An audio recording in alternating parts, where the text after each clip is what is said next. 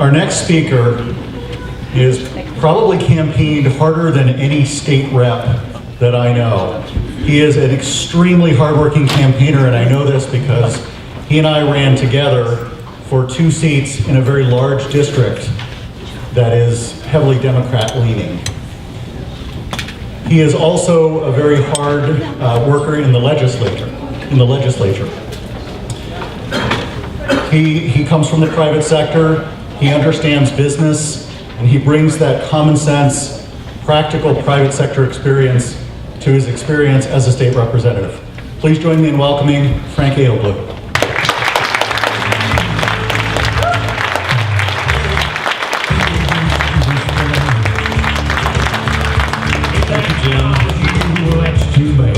I thought you were going to mention all my kids. That's usually what everyone leads with. But thank you, Jim. Thank you, Diane. Thank you for everyone who put this event on. I certainly appreciate the opportunity to come here. I don't know why you made me follow Bill. It's a tough thing to do.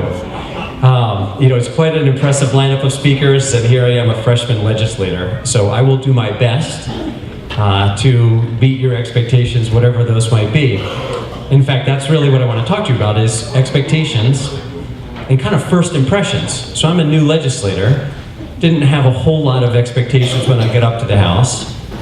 And so I want to share with you kind of some of my first impressions. My experience has been in life that when you go into something new and you don't have sort of established expectations, those first impressions can be really important, especially if you capture them.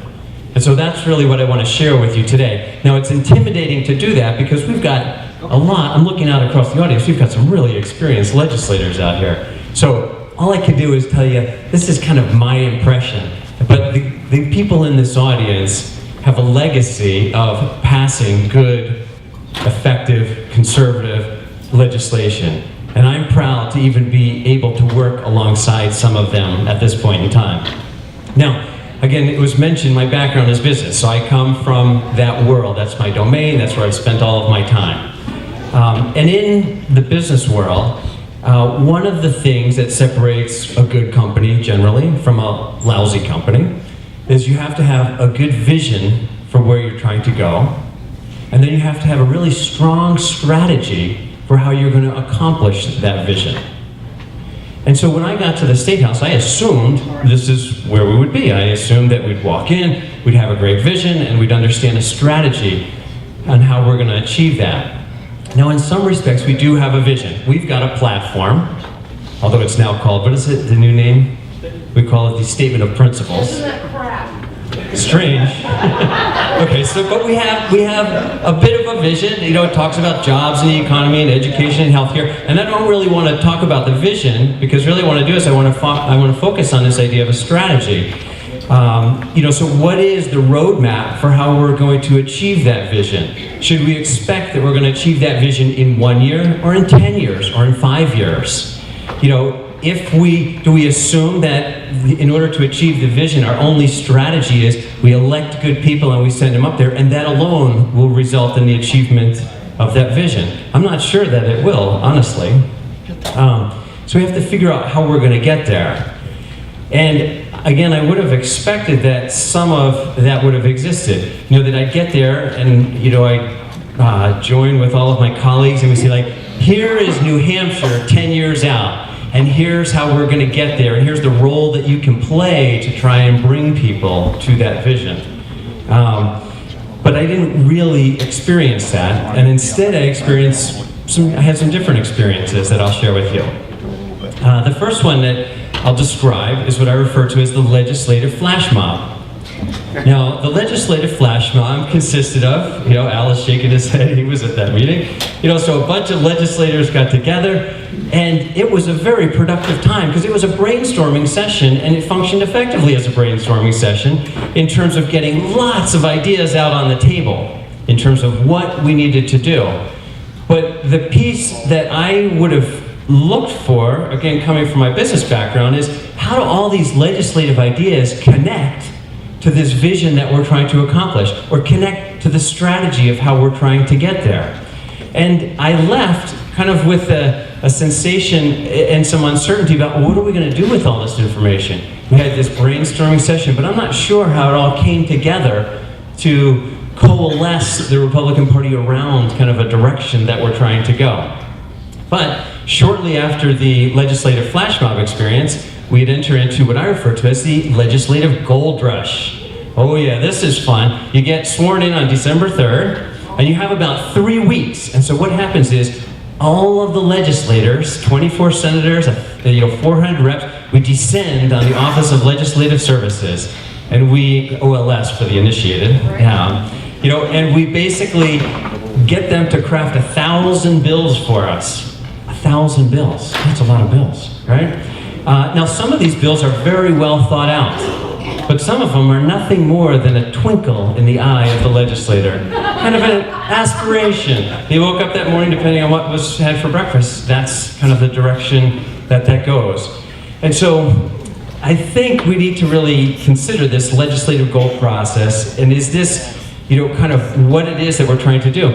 The next sort of observation that I had as we run into, and it's in this same kind of legislative gold rush process, we play a game of high stakes co-sponsors. High stakes co-sponsors consist of, you sponsor some legislation, and then what you do is you run around and you try and get as many legislators as you can to sign on to that piece of legislation. So you may run into someone in the hall and they say they may mention to you, they'll say well, you know what? I'll see your 4-term rep and I'll raise you a senator on that particular bill, So we basically are, playing this game of trying to get, the resources onto these various bills.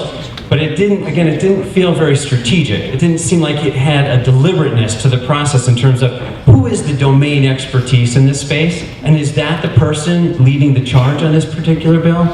So again, just this strategy of how we're organizing. Now, of course, I am being facetious and exaggerating in terms of, my experience here, but I'm just trying to reflect some of what I saw. And I think we can do better. I think that legislation should be driven by our vision and our strategy for how we're going to achieve that vision, and that the best resources should be following each bill in order to get them passed as much as possible. But there's another outcome as a result of this process that we go through in the beginning that I think further hampers our ability, and we have a few more of these little anecdotal types of games that I want to describe. One I refer to as, we play a game of winner takes all. Winner takes all is the legislative process where we know that we want to achieve this outcome for legislation. And so we try to go from status quo all the way to winner takes all in one bill. And yet if we had a strategy, we might realize that, no, this is going to take a couple of steps to get there. And that may be the process that we want to follow. But no doubt, when winner takes all, well, and the thing I want to point out here, and I have 1 minute left, so I'm going to just focus on this. When we play this winner takes all game, we lose. We lose in legislation. And the thing that I want to kind of close with is, when we lose, we have the assumption, well, we tried to make a statement. We got the consolation prize, at least we got our message out there. But when we lose, we don't just come back to where we started. We actually lose ground in the process. We lose an opportunity. That's an opportunity lost, right? If we try to push too far and we lose, we've expended political capital on an effort that we didn't win. And we're on the losing side and momentum is against us. But if we win, we gain more than just that win. We have capitalized on an opportunity, we have effectively deployed our resources, and we've turned the game. We are now on the winning side and the momentum is with us. And so that's what I would like to leave you with as a freshman legislator. Thank you so much for having me here today.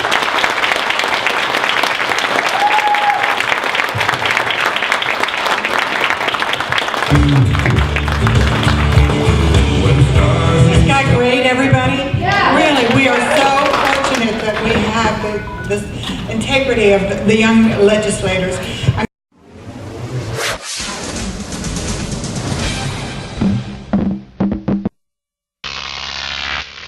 Croc TV.